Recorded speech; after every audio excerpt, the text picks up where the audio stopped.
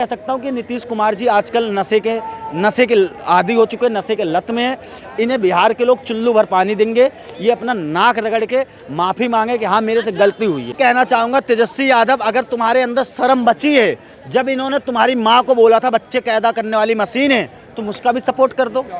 नमस्कार सर। जी नमस्कार। सर आप कहाँ से हो? मैं यहीं दिल्ली का ही रहने वाला हूँ। और वैसे मतलब बेसिकली कहाँ के? बेसिकली मैं रहने वाला हूँ जौनपुर का हूँ, यूपी उत्तर प्रदेश। जी अच्छा सर, मुझे ये बताइए पहले तो, आपने ये न्यूज़ सुना है जो अभी नीतीश जी ने जो संसद में जाकर के एक टिप्पणी की है, आपको क्या लगता है वो सही था या गलत? नमस्कार, मैं रवि हिंदू। देखिए मैम, जो नीतीश कुमार जी ने बयान दिया है, वो विधानसभा में उन्होंने बयान दिया, उस बयान का मैं कह रहा हूँ जितना मैं खंडन करूँ, जितनी मैं आलोचना करूँ उतनी कम है। ये बयान उन्होंने किस उद्देश्य से दिया ये नहीं समझ सकते। क्या मानसिकता इनकी, मैं नहीं समझ पा रहा हूँ।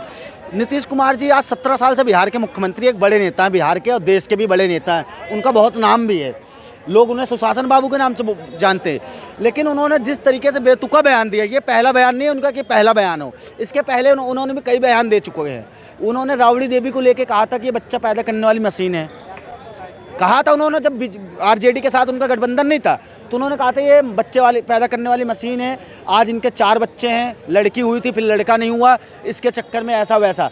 तो इनकी जो मानसिकता है ना, मैं कह सकता हूँ कि ये एक मूर्ख मंत्री हैं, एक मूर्ख मंत्री होना है, ये कोई मुख्यमंत्री नहीं है। और मुझे ऐसा लगता है कि ये कुछ नशे में रहते हैं, कुछ ज़्यादा आजकल नशा कर रहे हैं, गांजे ओंजे का सेवन कर रहे हैं। जो इन्होंने शराबबंदी पर प्रतिबंध लगा रखा है, मेरे को लगता है यही तोड़ रहे हैं। शराबबंदी का जो फॉर्मूला है यही तोड़ रहे हैं।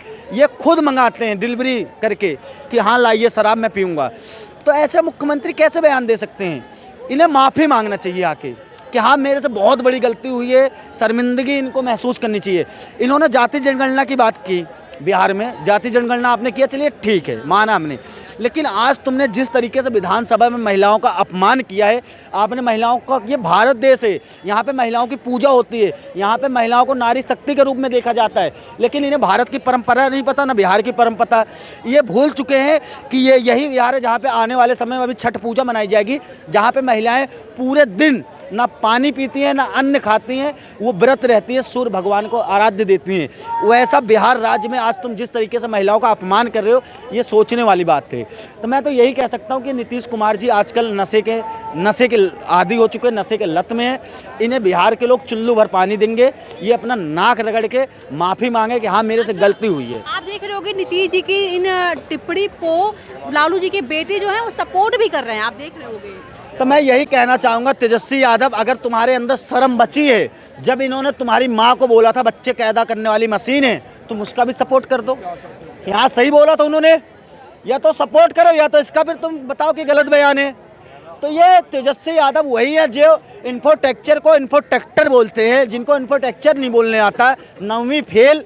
ये ऐसा मुख्यमंत्री बिहार का क्या भला कर सकते हैं, जिन्हें खुद का होश नहीं कि ये कहाँ खड़े हैं। ऐसे लोग बिहार की सत्ता पे हैं, तो आप समझ सकते हो कि बिहार कहाँ जा रहा है, आज बिहार का क्या हालात है। ये वही बिहार है ना जिसने पूरी दुनिया को नालंदा यूनिवर्सिटी दी थी, तक्षशिला दिया था, जिन्होंने अक्षर का ज्ञान, जीरो का ज्ञान कराया। वही बिहार है जिसे मगध कहा जाता था।